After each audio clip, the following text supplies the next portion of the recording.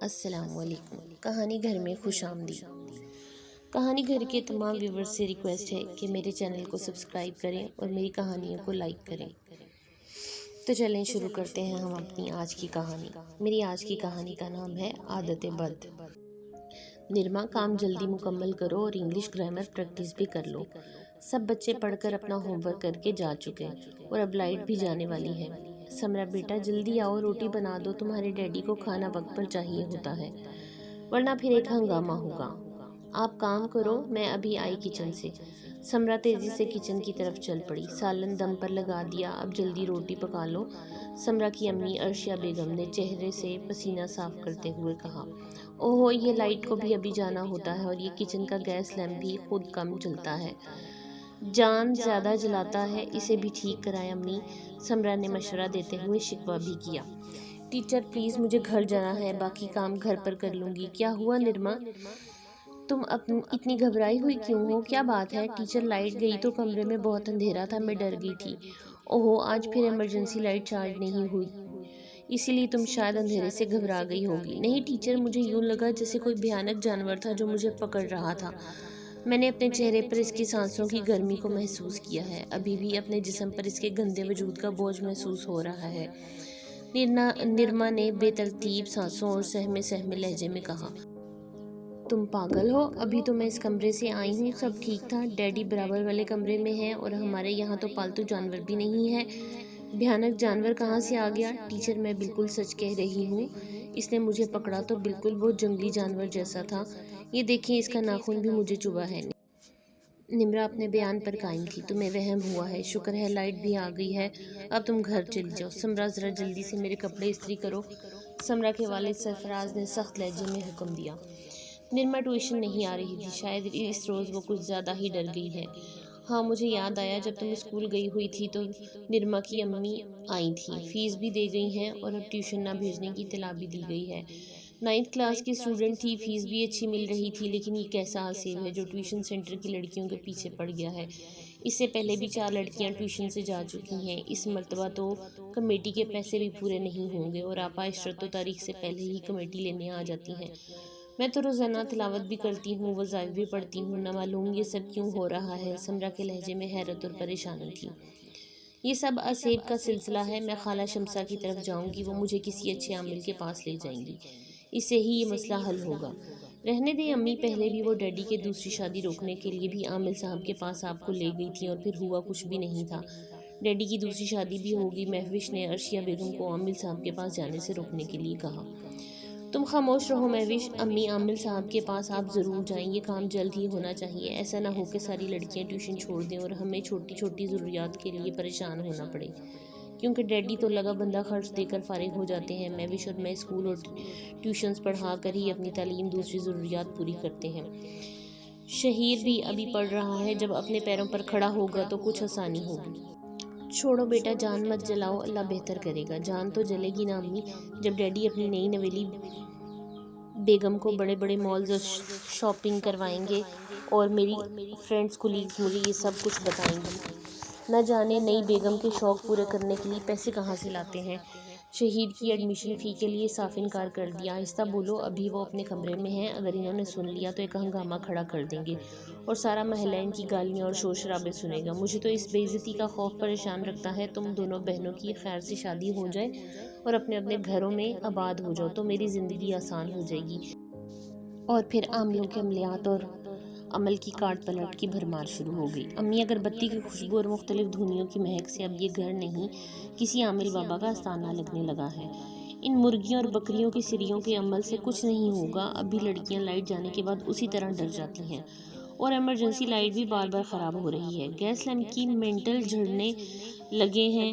میں تو کہتی ہوں آپ لوگ اس گھر کو کرائے پر دیں اور کوئی دوسرا گھر کرائے پر لے لو۔ مہوش نے اپنی عقل مندی کا اظہار کیا۔ یہ سب اسی آصف کا اثر ہے، عامل صاحب نے کہا ہے کالے بکرے کے لیے رقم لے آؤ، ایسا عمل کریں گے کہ آصف غائب ہو جائے گا۔ امی، ایک ایسا آصف ہے جو صرف ٹیوشن آنے والی اس لڑکی کو پریشان کرتا ہے جو اکیلی رہ جاتی ہے، اور یہ سب وہ لائٹ جانے پر ہی کرتا ہے۔ آپ ہی یا میں سب جب تک کمرے میں ہوتے ہیں تو کچھ بھی نہیں ہوتا، اس وقت یہ آصف کہاں چلا جاتا ہے؟ مہوش، تم تو سوال پر سوال کرتی رہو، کسی ٹاک شو کی اینکر کی طرح کام کچھ مت کرنا۔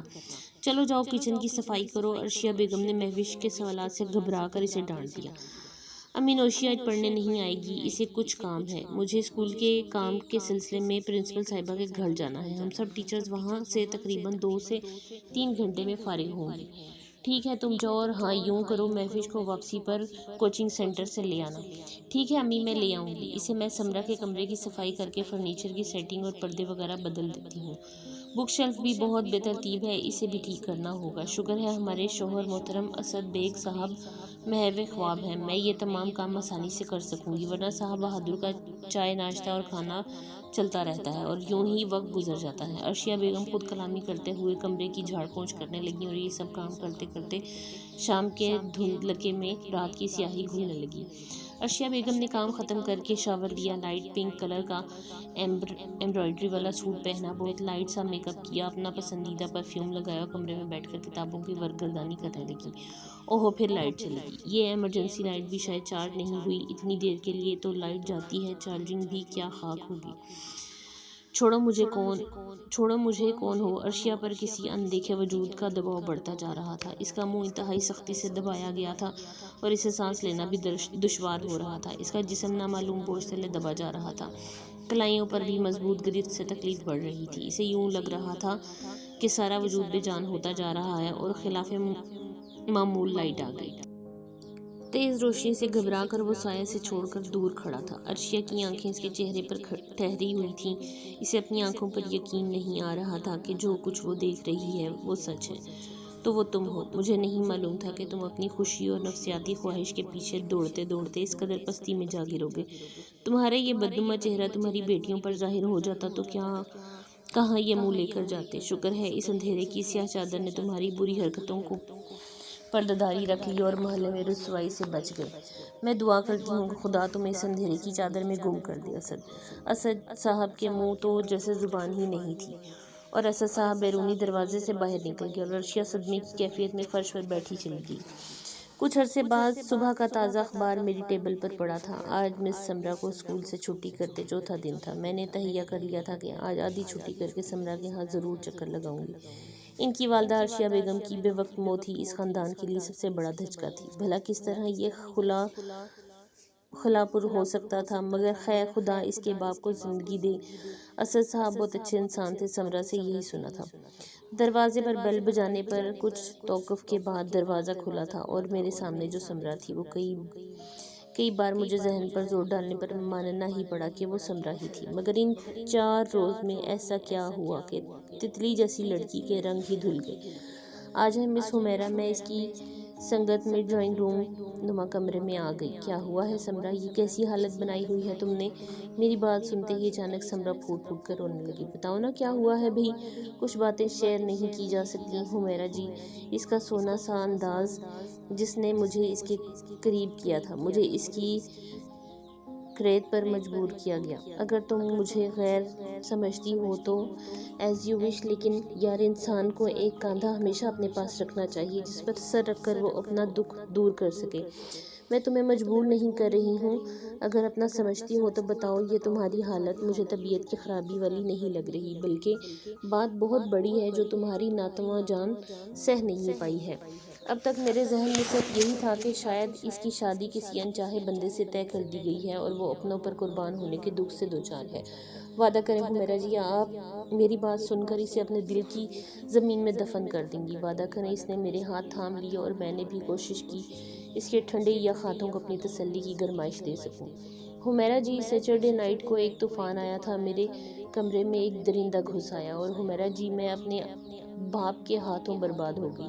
اس کی ہچکیاں نہیں رک رہی تھیں۔ اس کی بات سن کر میں نے سختی سے اپنی آنکھیں بند کر لیں۔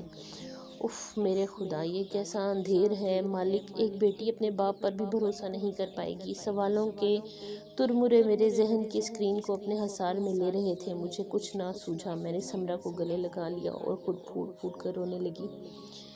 کل سے اسکول لازمی آنا، میں یہ کہہ کر رکی نہیں، واپس اپنے گھر کی راہ ہو لی۔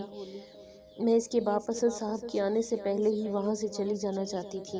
آج اس واقعے کو 3 سال گزر چکے ہیں۔ سمرہ کے والد کا 6 ماہ پہلے انتقال ہو گیا ہے۔ عرشیہ بیگم اپنے مجازی خدا کی عادت بد چھپانے کی غلطی نے سارا کا سارا ملبہ ان کی اپنی بیٹیوں پر گرا دیا۔ اگر عرشیہ بیگم اپنی بچیوں کو اعتماد میں لے کر اسد صاحب کے متعلق سب حقیقت اپنی بیٹیوں کے گوش گزار کر دیتی تو یہ سارا سانحہ رونما نہ ہوتا۔ سمرہ نے 3 سال اپنے باپ کا زنا بالجبر سہا مگر اف نہ کی۔ آج بھی نہ جانے کتنے اسد صاحب جیسے لوگ شرافت کے پاداش میں اپنی ہی عزتوں کو پیروں تلے رون کر شیطان کے پیروکار بنے ہوں گے۔ احتیاط کیجیے، ہر رشتے کے درمیان حدود کا تعین کیجیے، یہی ہر ماں سے میری التجا ہے۔